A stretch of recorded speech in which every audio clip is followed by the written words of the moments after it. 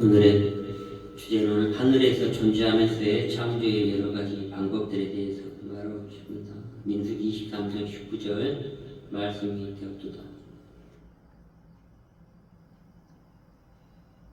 반란의 예언으로 내가 바위 위에서 그들을 보며 작은 산에서 그것을 바라보니 이 백성은 홀로 살 것이다. 그를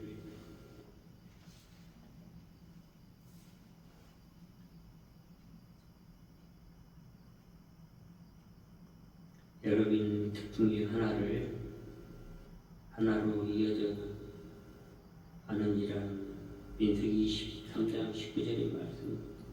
하늘에 존재하면서 창조하는데 우리는 이러한 대단히 혼란스러운 세계에 삽니다.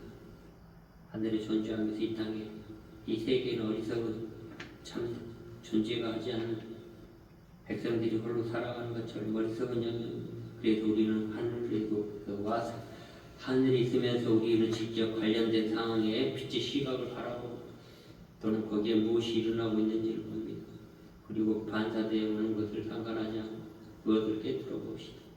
우리는 거기에 있는 것을 깨뜨리고 결과적으로 지혜롭게 이룰 수 있는 위치에 있게 됩니다. 우리의 존재의 자리에 머물며 우리가 있는 곳에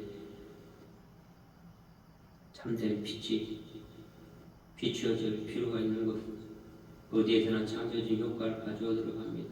그러나 그 창조적 효과는 우리가 있는 우리와 이 땅의 직접적인 관련 상황에서 작용하게 됩니다. 그러면서 우리는 계속 드러나는 창조적인 그런 사이클이 필수적인 것을 제공할 수 있도록 우리는 삶의 예술을 세미나를 계속 배우고 그리고 여름에는 전국 목회자 세미나를 지도자들을 함께 나누고 하늘에 대해서 존재하면서 이 땅에서 참된 것들이 창조될 수 있도록 하는 것입니다. 내가 바위 위에 그곳에 그릇을 보면 작은 산에서 그들 바라보니 백성이 홀로 살 것이다. 이러한 말씀을 통해서 우리가 깊이 인식하고 말씀이 되어도 인간은 먼저 참 정체성의 회복을 하는 입장에 서서 참된 창조하도록 하는 것입니다. 우리는 이러한 여러 민족 중에 특징 중에 하나로 여겨지지 않으리라는 이 말씀을 통해서 우리는 창조름에서 아직도 여전히 완전히 드러나지 있지 않는 것을 보면서 막힙니다. 옳지 않는 것이 이 땅에 있는 모든 것을 엉망한 상태로 만들었습니다.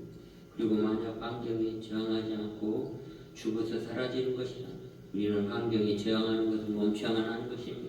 하늘에 존재하면서 우리의 창조의 관계 법칙 하나로 이어져 나아가도록 하는 민수기 23장 9절의 말씀처럼 말씀이 되었도다. 그렇게 하는 것을 우리는 이러한 말씀이 되었더라 나타나기 시작하는 빛의 근원을 해서 가능하고 기능할 수 있도록 해야 하는 것입니다.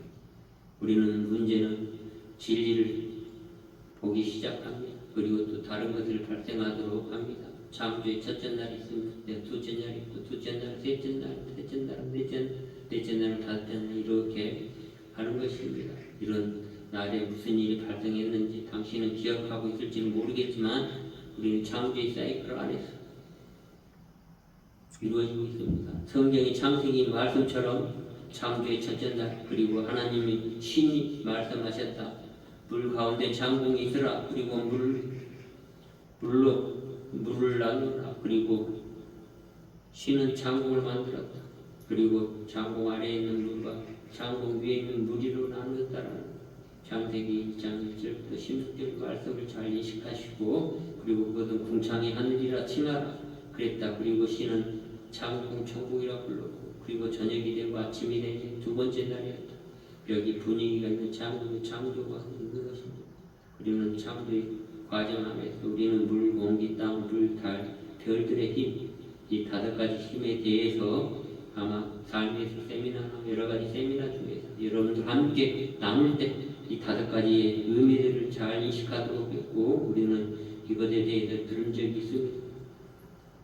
그것들은 어떤 것을 상징하는 의미 있는 아름다운 이름들입니다. 문자 그대로 물, 공기, 땅, 불, 달이 이러한 부분들은 철학의 기본 원소라고 하는 것이죠. 철학에서 나와 있고 모든 이 유지의 모든 학문의 기본적인 것이 모든 천문학이나 모든 철학 기초적인 기본 원리인 것이. 그래서 창세기 말씀이 통해서 우리가 성경 말씀을 통해서 모든 학문들이 다시 이렇게 가지를 치면서 나왔다고 볼 수 있습니다. 그것들은 어떤 것을 상징하는 의미 이름들입니다. 문자 그대로 다시 말하면 그거는 물, 공기, 땅, 불, 달 이런 상징입니다. 물은 무엇입니까? 물은 H2O 물은 뭔가를 설명해 줍니까? 그것은 사실 무엇입니까? 물은 단지 어떤 형태입니다. 그 어떤 것은 무엇입니까? 그 물을 우리는 의미적으로는 진리인 것입니다. 물을 이야기할 때는 진리를 이야기합니다. 또 우리가 생명수, 물을 먹지 않으면 우리의 생명을 유지할 수 없죠. 그렇지 않나요? 우리 몸 90%가 물을 수용성에 있다고 합니다. 그래서 우리는 물에 대해서 중요시하고 물론 진리란 말을 사용한다고 우리가 진리인 것을 말하고 있음을 의미하지 않습니다. 그렇지 않나요? 우리가 물을 이야기할 때 그 진리를 말하고 있습니다. 그렇지 않죠. 우리가 경험해야만 합니다. 같은 식으로 공기는 영의 상징이고요. 스피릿. 땅은 형태를 상징하고 그리고 불은 사랑이라 다른 감사유식의 창조적 흐름 안에서의 상징을 설명하고 있습니다. 우리는 하나님의 장막 안에서 사제나 여사제 그리고 목회자들이 특성을 나타내기 시작합니다. 각자가 참되고 옳은 것을 대표하는 그래서 성스럽게 해나가야 됩니다. 우리는 이런 창조의 민수기 23장 9절의 말씀이 되었도다. 우리의 말씀에서 하나님의 영이 흐르고 진리를 이용할 수 있음을 일깨우게 되었습니다.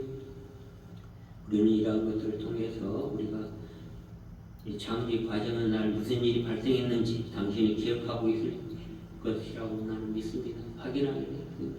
기도하겠습니다. 우리는 하나로 이어져 나아가도록 하시고 주님 저에게 은총 내려주십시오. 우리가 지금 이 순간에 진리의 영이 흐르게 일깨우시고 이 말씀이 하나 되어 이어지게 나아가도록 하시옵고 우리의 의식의 창조의 흐름에 있음을 깨닫게 하시고 우리가 함께 옳고 그름을 멈추고 창조에 어떤 흐름이 있는지 알아차리게 하시옵고 우리가 행복하고 온전하고 모두 현실이 구현될 수 있도록 하시옵고 전쟁과 아픔이 있는 곳에 평강과 평화를 주시옵소서. 이 모든 기도를 우리 주 예수 그리스도 이름으로 감사의 기도드립니다. 모든 것이 다 그렇게 되었도다.